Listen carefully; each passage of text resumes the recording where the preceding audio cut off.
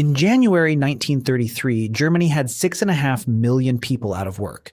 That was roughly 1 in 4 workers in the country, standing in unemployment lines, selling furniture to buy food, watching savings that had already been wiped out once by hyperinflation a decade earlier shrink toward nothing again. 5 years later, unemployment had all but disappeared. Factories were running full shifts. New highways were being poured across the countryside. Foreign journalists and diplomats came home describing an economic miracle, a shattered nation seemingly rebuilt from the ground up in half a decade.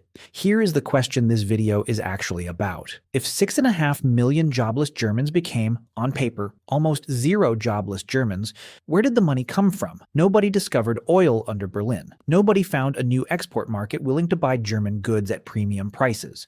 The treasury was nearly empty. The country was still shackled by war debts, and the rest of the world was mired in the same depression Germany was supposedly escaping. Something had to be paying for this. And the honest answer is that Germany wasn't recovering the way it looked like it was recovering. It was borrowing from its own future, and eventually from the wealth, the labor, and the lives of millions of other people, at a scale, and through a set of tricks that almost nobody outside a small circle of officials understood at the time, all to build one product, an economy wired for war. Understanding that mechanism is the only way to understand not just how Nazi Germany rose, but why it eventually had no path forward except invasion. Why ordinary Germans absorbed the true costs so gradually they barely noticed. And why the entire system collapsed in 1945, carrying the German economy down with it. Start with the wreckage the Nazis inherited. Because the depression the party rode into power on was not abstract, and it was not the country's first brush with economic ruin. 10 years earlier, in 1923, the German mark had collapsed so completely that the exchange rate reached over 4 trillion marks to $1 American dollar. People carried wages home in wheelbarrows and spent them within hours before the price of bread doubled again. That trauma never left the national memory. Then came 1929, and with it, the Great Depression. And by 1932, German industrial production stood roughly 40% below its 1929 level. Farmers were losing land to foreclosure. The Weimar Republic's governments responded with austerity, cutting spending and raising taxes to defend a currency the public had already stopped trusting once. So whatever Hitler's government did next to finance its ambitions, one thing was politically non-negotiable. It could not look, on paper, like the printing presses of 1923 starting up again. That single constraint shaped almost everything about how the Nazi economy would actually be run.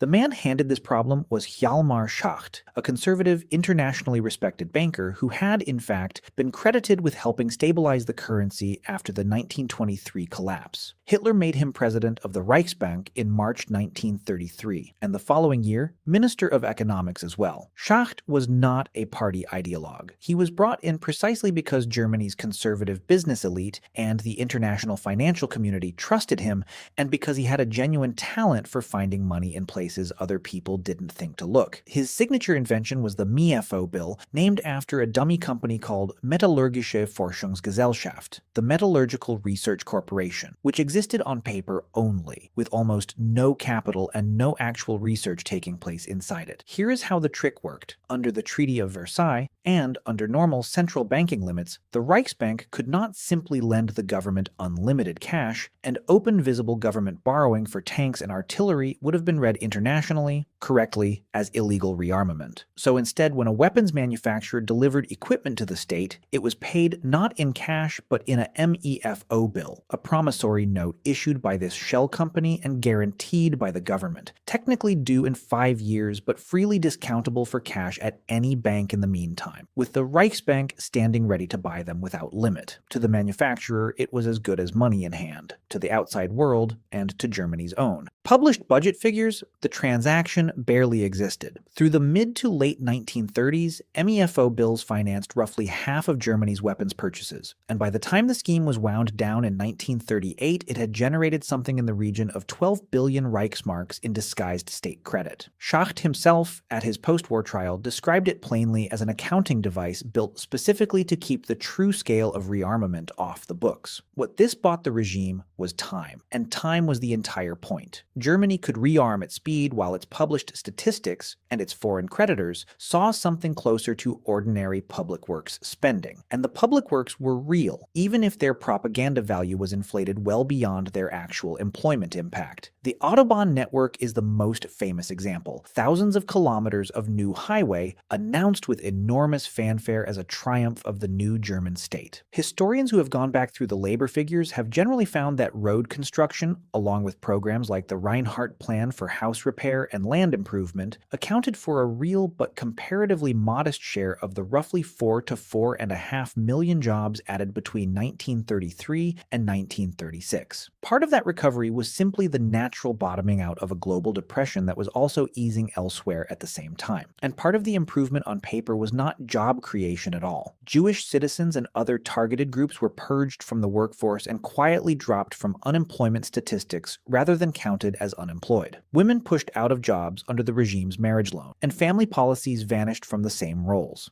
Young men were conscripted into the Reich labor service, working unpaid on state projects while technically removed from the unemployment count. None of this means the recovery was pure fiction. Real factories were hiring real workers, particularly once rearmament orders started flowing through steel, chemicals, and engineering in 1935 and 1936. But it does mean the headline the regime broadcast to its own people, unemployment essentially eliminated by 1936, was doing real propaganda work on top of a real but more limited underlying recovery. There was a second hidden revenue stream running alongside the Mefo bills, one that had nothing to do with clever central bank accounting and everything to do with the regime's persecution of its own Jewish citizens. In early 1933, there were roughly 100,000 Jewish-owned businesses in Germany, from small shops to factories to professional practices. What the regime called Aryanization began as pressure. Jewish owners, facing boycotts, harassment, and legal discrimination, were pushed to sell those businesses to non-Jewish buyers at prices far below their real value. By 1938, about two-thirds of them were gone. Then, in April 1938, a new decree forced every Jewish citizen in Germany to formally register their entire wealth, property, businesses, jewelry, bank accounts, everything, with the state. By that summer, German officials had a complete inventory, roughly 7 billion Reichsmarks in documented Jewish assets, now catalogued and ready to be seized. After the November 1938 pogrom known as Kristallnacht, Hermann Göring did not simply blame the Jewish community for the violence the Nazi state itself had organized, he fined them for it, imposing a collective payment that the regime called an atonement levy, ultimately extracting about 1.12 billion Reichsmarks, a sum equal to roughly 1/8 of everything German Jews still owned, paid directly into the state treasury as Germany's finances were once again running short. From that point on, Jewish citizens were legally barred from operating any business at all, and the forced liquidation of whatever remained accelerated under state-appointed trustees who took their own cut along the way. This was not incidental to the Nazi economy. It was a deliberate, bureaucratically organized transfer of wealth used to help plug budget gaps the regime could not otherwise explain,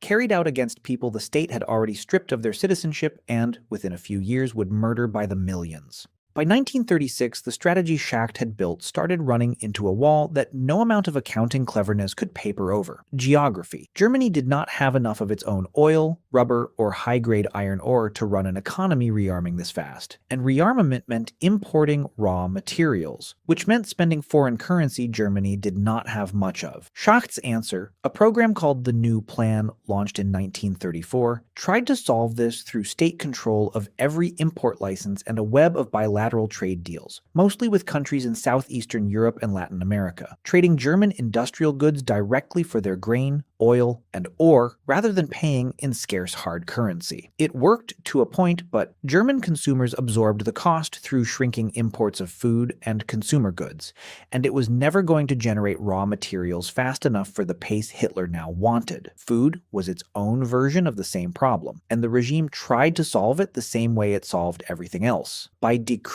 rather than by market, through a body called the Reichsnährstand, the Reich Food Estate. The state fixed prices for grain, livestock, and dairy, controlled who could farm what, and in September 1933 passed the Hereditary Farm Law, which locked hundreds of thousands of mid-sized farms, those between roughly 7.5 and 125 hectares, into families as indivisible, unsellable, unmortgageable property, supposedly to protect the blood and soil of the German peasantry from market forces and debt. In practice, it froze farm structures in place at a moment when German agriculture badly needed investment and consolidation, and it did nothing to close the country's real shortfall in fats, feed grain, and edible oils, all of which still had to be imported with foreign currency Germany did not have much of. Self-sufficiency in food was a Nazi slogan long before it was ever close to a fact. This is the point where Schacht, the cautious banker trying to balance rearmament against financial stability, lost the argument. In August 1936, Hitler issued a confidential memorandum calling for the German army and the German economy to be ready for war within 4 years, and he handed the program to Hermann Göring, who had no formal economic training at all, but had Hitler's complete trust. The 4-year plan, launched that September, made explicit what the Mefo bills and the Aryanization decrees had always been quietly building toward: an economy no longer organized around growth or living standards, but organized around autarky, the total self-sufficiency Germany would need to fight a major war without depending on imports a British blockade could cut off. Under the 4-year plan, private industry did not disappear, but it was told with increasing force what to produce and at what price. The chemical giant IG Farben became so central to the plan's targets, particularly synthetic fuel and synthetic rubber, marketed under the brand name Buna, that some historians have described the 4-year plan as effectively the IG Farben plan. New state-run industrial combines were created specifically to chase autarky targets regardless of ordinary commercial logic, most notably the Reichsbank Hermann Göring, built to mine and smelt low-grade German iron ore that private steel firms had avoided because it wasn't profitable to process. By the early 1940s, roughly half of Germany's wartime petroleum needs were being met through synthetic production, a genuine industrial achievement bought at enormous cost per unit of fuel, financed because the state, not the market, was deciding what counted as worth producing. To hold this economy together without it tearing itself apart through inflation, the regime had imposed wage and price freezes starting in 1936, effectively criminalizing normal market adjustment. Trade unions had already been abolished in 1933 and replaced by the German Labor Front, a Nazi-controlled body with no independent bargaining power. What this produced was not price stability in any real sense. It was repressed inflation. The money supply and government debt kept growing, but instead of showing up as rising prices, the pressure showed up as shortages, ration coupons, and queues, because the price ceiling made it illegal for the market to signal that supply couldn't keep up with demand. Nothing captures what this actually meant for ordinary Germans better than the story of a car nobody ever got. In 1938, the regime unveiled the Kraft durch Freudewagen, the Strength Through Joy car, priced at 990 Reichsmarks and marketed as proof that the new Germany was building prosperity for every working family. Workers could not simply buy one outright. Instead, they paid into a savings scheme, a minimum of 5 Reichsmarks a week, filling a little stamp book until they had covered the full price and could eventually collect their car. Roughly 336,000 people signed up. The factory built to produce the car at what became the town of Wolfsburg was completed. And then, when war began in 1939, that factory switched entirely to building military vehicles instead, the Kübelwagen and other equipment for the Wehrmacht. Not one of those 336,000 savers ever received a car. Many kept paying into their savings books for years afterward anyway, some as late as 1945, still believing the promise would eventually be honored. It is difficult to find a cleaner illustration of what the regime's economic priorities actually were, dressed up as consumer prosperity, funded by ordinary workers' wages, and quietly redirected into the war machine the moment it was needed there instead.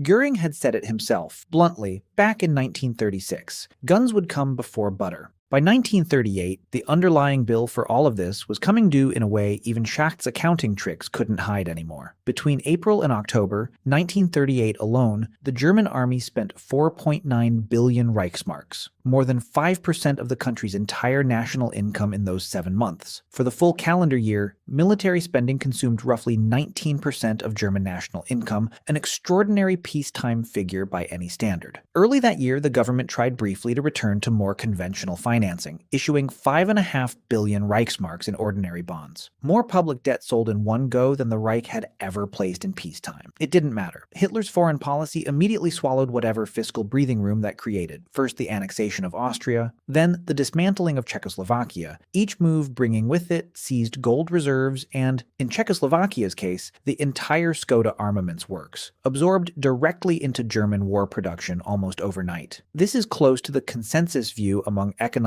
historians of the period, argued most thoroughly by Adam Tooze. By the eve of the war, the Third Reich had built a military machine its own resource base could not sustain. Expansion was not simply an ideological ambition layered on top of a healthy economy. It had become, in a very real economic sense, close to structurally necessary. Territory meant farmland, ore, oil fields, factories, and, most coldly of all, labor that could be seized rather than paid for. When the invasion of Poland began in September 1939, the pattern of extraction that had started with Austria and Czechoslovakia accelerated into something far larger and more organized. Occupied territories were made to pay so-called occupation costs, funds nominally covering the expense of the German administration and army stationed there, which in practice functioned as a mechanism for extracting enormous real resources while keeping the transaction dressed in bureaucratic language rather than looking like outright confiscation. The British Ministry of Economic Warfare later estimated that between the start of the war and September 1943 alone, Germany extracted something close to 45 billion Reichsmarks from occupied territories in total.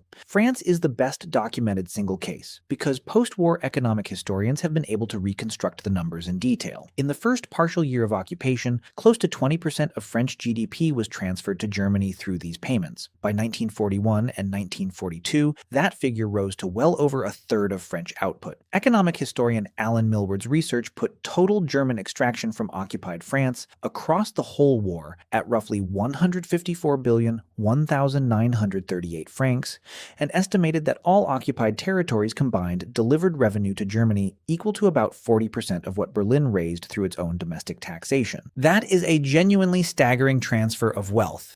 And yet, and this is the detail that surprises people who assume the Nazi war machine simply ran on plunder, more careful accounting by historians, including Tooze, suggests occupied Europe covered somewhere around a quarter, perhaps slightly under a third, of Germany's total wartime expenditure. The rest still had to come from German taxation, German debt, and German labor. Plunder on an enormous scale did not free Germany from its own underlying financial problem. It postponed the reckoning and made the war marginally more sustainable in the short run, but on its own it was never enough. Labor tells the same story even more starkly, and here the economic history and the human catastrophe are inseparable. As German men were conscripted into the military by the millions, the war economy needed workers to replace them in mines, farms, and munitions factories, and the regime's answer was mass forced labor, drawn overwhelmingly from occupied Eastern Europe. By August 1944, official German records counted more than 7.6 million foreign workers and prisoners of war laboring inside the borders of the Greater German Reich, representing roughly 1 worker in 5 of the entire wartime labor force. Over the full course of the war, the United States Holocaust Memorial Museum and other historical institutions estimate that more than 12 million people were forcibly brought into Germany to work, drawn from nearly every occupied country, with the harshest treatment reserved for the millions of so-called Ostarbeiter, Eastern workers, deported from Poland and the occupied Soviet Union under conditions of open racial contempt, malnutrition, and frequently fatal neglect.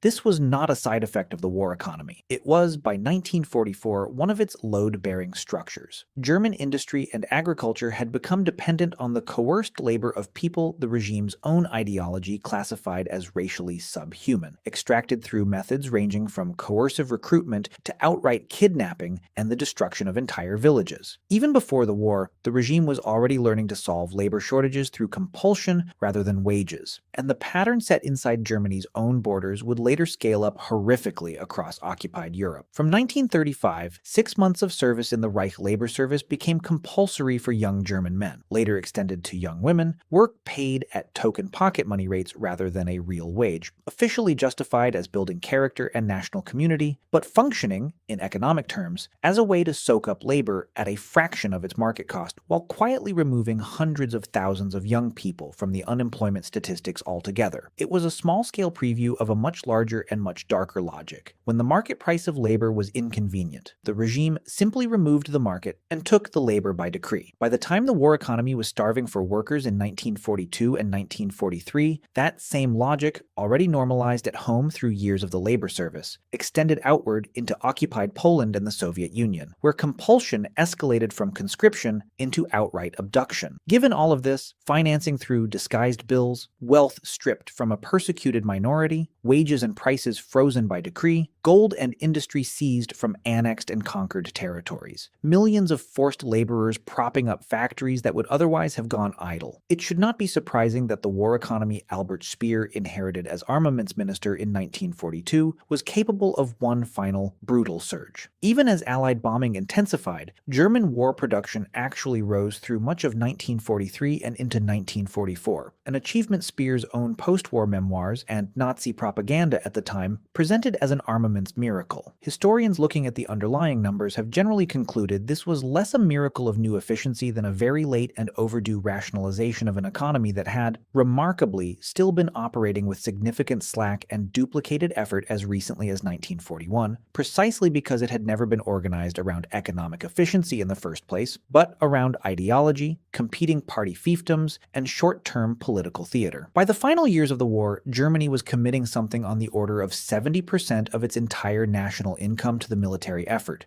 a level of mobilization no economy can sustain and rebuild from at the same time. Even that late surge in production was a curve heading toward a wall. It was built entirely on inputs that were themselves running out, occupied territory being steadily reconquered by the Allies and the Red Army, forced laborers whose numbers and condition were both collapsing under the weight of the system exploiting them, and synthetic fuel plants that Allied bombing campaigns had specifically targeted and were now destroying faster than they could be rebuilt.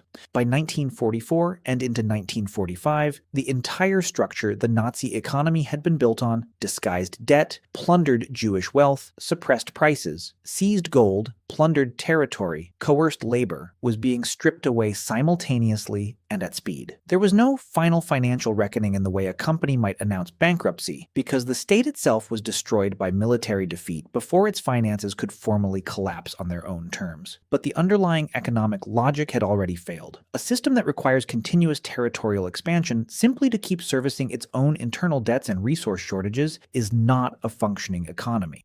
It is closer to a controlled demolition that has not yet been detonated, and by May 1945, with Germany in ruins, its industrial base bombed, its currency worthless in any practical sense, and millions of its formerly enslaved workers walking free as displaced persons, the detonation had simply already happened. One collapsing front and one exhausted resource at a time. The central lesson sitting underneath all of this is not really about Nazi Germany's specific villains or its specific accounting tricks, though those details matter enormously for understanding how the regime hid what it was doing from its own people and from the world for as long as it did. The lesson is broader and colder than that. An economy can be made to look healthy for a remarkably long time through hidden debt, price controls, and the seizure of other people's wealth, resources, and labor, and to the people living inside it, especially citizens shielded from the worst of what was funding their apparent prosperity. That illusion can feel completely real, right up until the factory that owed them a car switches to building military vehicles instead. But none of those tools create wealth. They only borrow it from the future, from conquered neighbors, from a persecuted minority stripped of everything it owned, and from millions of human beings stripped of their freedom and frequently their lives. Sooner or later, the bill arrives. In Nazi Germany's case, the regime chose to keep postponing that bill through ever greater aggression rather than ever confront it honestly, and the price for that choice was paid first, and most horrifically by the millions the regime enslaved and murdered, and finally by the German nation itself, in the form of a country left divided, occupied, and economically shattered for a generation.